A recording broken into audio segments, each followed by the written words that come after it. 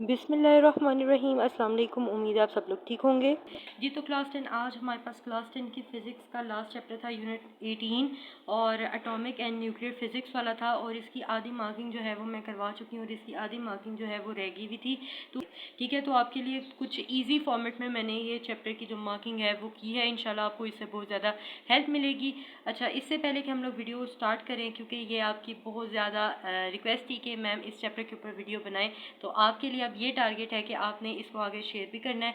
अगर आपको वीडियो अच्छी लगे तो और वीडियो को लाइक करके आपने तकरीबन 100 लाइक्स जो है ना आपने इसके बनाने हैं। ठीक है जी, अभी हम विदाउट टाइम वेस्टिंग अपना आज का लेक्चर जो है वो स्टार्ट करते हैं जी। तो स्टूडेंट्स, आज हमारे पास जो टॉपिक है वो है जी यहाँ पे half life and its measurement वाला। और ये बहुत ही important, most important long question है और ये बोर्ड के पॉइंट ऑफ व्यू से बहुत ज़्यादा इंपॉर्टेंट है। इसकी हम लोग आज मार्किंग करेंगे। तो जिस लिहाज से आपको मैं बताऊंगी, आपको मैं ये भी बताऊंगी आपने इसको लॉन्ग में आ जाए तो आपने इसको किस तरह से अटैम्प्ट करना है। ठीक है जी, ये हमारे पास half life and its measurement का जो टॉपिक है ये है लॉन्ग क्वेश्चन के लिए। ठीक है जी, और इसमें सबसे पहले आपने, अगर आपको लॉन्ग क्वेश्चन में आता है तो आपने इसको स्टार्ट कैसे करना है। सबसे पहले आप लिखेंगे इसकी ये डेफिनेशन। ठीक है, ये सबसे पहले आपकी लिखी जाएगी डेफिनेशन। डेफिनेशन लिखने के बाद आपने जो है यहाँ पे हेडिंग देनी है एक्सप्लेनेशन की। ठीक है, एक्सप्लेनेशन की आप लोग हेडिंग देंगे। एक्सप्लेनेशन की हेडिंग लिखकर फिर आपने लिखना है, यहाँ से गौर से सुनिएगा, हमने कहाँ से कहाँ तक एक्सप्लेनेशन में लिखना है और कहाँ से कहाँ तक एग्जाम्पल करनी है और कहाँ से कहाँ तक डेफिनेशन करनी है। सबसे पहले यहाँ से लेकर यहाँ तक ये डेफिनेशन है। ठीक है, इसके बाद आपने हेडिंग देनी है एक्सप्लेनेशन की।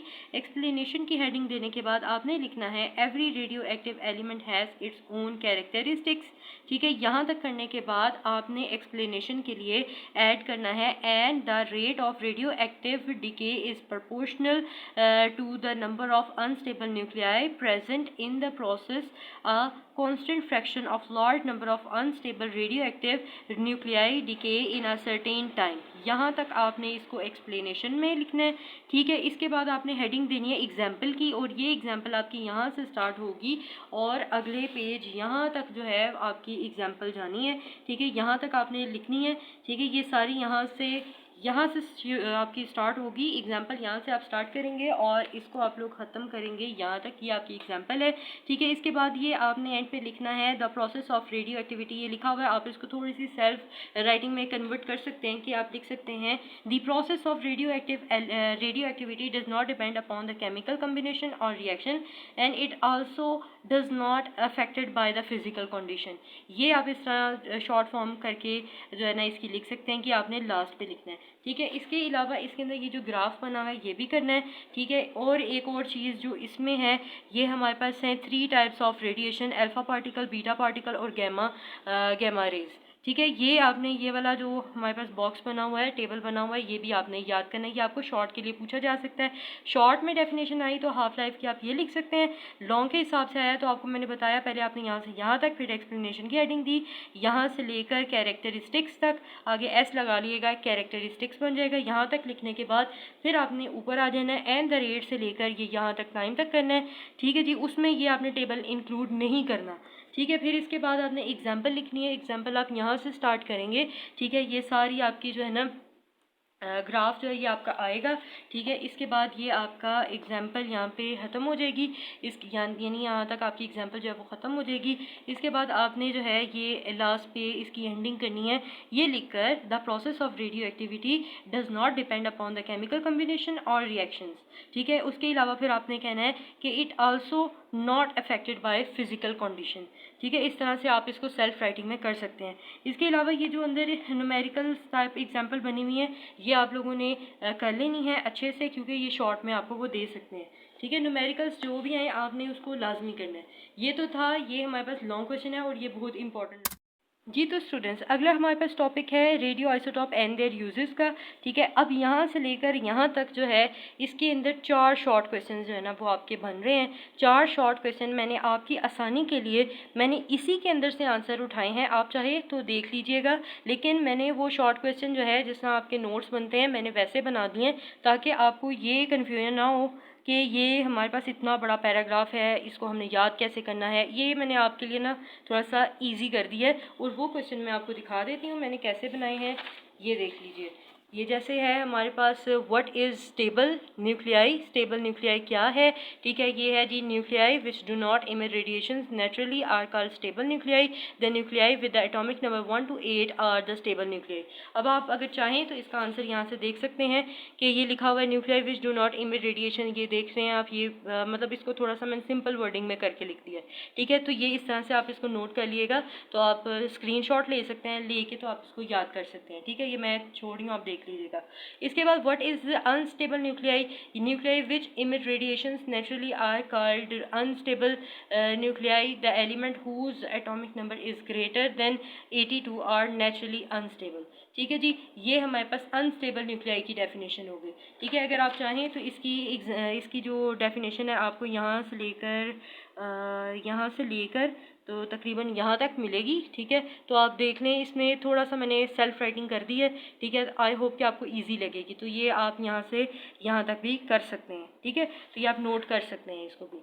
अच्छा, इसके बाद हमारे पास जो अगली डेफिनेशन है वो है what are radioactive isotope और रेडियो आइसोटॉप, ठीक है। तो ये मैंने यहाँ से लेकर यहाँ तक आपने इसको नोट कर लें, या फिर इसका निशान अगर आप लगाना चाहें तो आप यहाँ से लगा सकते हैं, 10 टेबल से लेकर तो आइसोटॉप्स तक, ठीक है। फिर इसके बाद ये कुछ आगे लिखा हुआ है here are some example of production of isotope. तो ये क्वेश्चन आपको कुछ यूँ आ सकता है कि आप लिखें write some example of production of radio isotope. तो ये आप एग्जाम्पल जो है ये लिख सकते हैं, जो कि मैंने यहाँ से उठाई हैं, ठीक है जी। तो ये सारा वैसे ही है, लेकिन मैंने इसके अंदर क्वेश्चन बना दिए ताकि आपको याद करने में आसानी हो जाए, ठीक है। आई होप कि आपको बहुत अच्छे से समझ आ रही होगी। अगला हमारे पास टॉपिक आ जाता है uses of radio isotope. Radio isotope के यूजेस, ये आपको लॉन्ग क्वेश्चन में आ सकता है, ठीक है, कि बताएं कि कुछ रेडियो आइसोटॉप के यूजेस लिखें, या फिर आपको यूज़ पूछा जा सकता है ट्रेसर का, ठीक है, या फिर मेडिकल ट्रीटमेंट में हम लोगों ने रेडियो आइसोटॉप का यूज़ कैसे किया है, कार्बन डेटिंग में, यानी ये अलग अलग से भी आ सकते हैं। अगर लॉन्ग में आएगा तो फिर ये आपको सारे लिखने पड़ेंगे, जितने जितने मैं अभी आपको मार्क कराती हूँ आप लिख लीजिएगा, ठीक है। इंशाल्लाह आपको अच्छे मार्क्स मिल जाएंगे। लॉन्ग में भी आ सकता है और अलग-अलग नोट भी आ सकता है, ठीक है जी। सबसे पहले हमारे पास यूजेस ऑफ रेडियो आइसोटॉप आता है, आप आगे लिख सकते हैं application of radio isotope in different field are as follows, ये कुछ ऐसे करके आप लाइन बना सकते हैं।